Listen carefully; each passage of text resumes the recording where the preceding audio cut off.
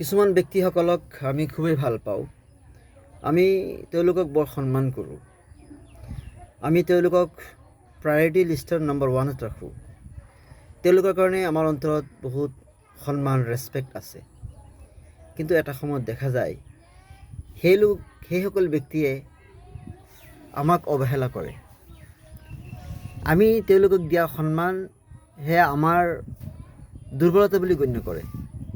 আমাক তুচ্ছ তাচ্ছিল্য ইউজলেছ আৰু সস্তীয়া আৰু চিপ বুলি ভাবে। গতিকে মই ভাবোঁ তেনেকুৱা ব্যক্তি সন্মানৰ যোগ্য নহয়।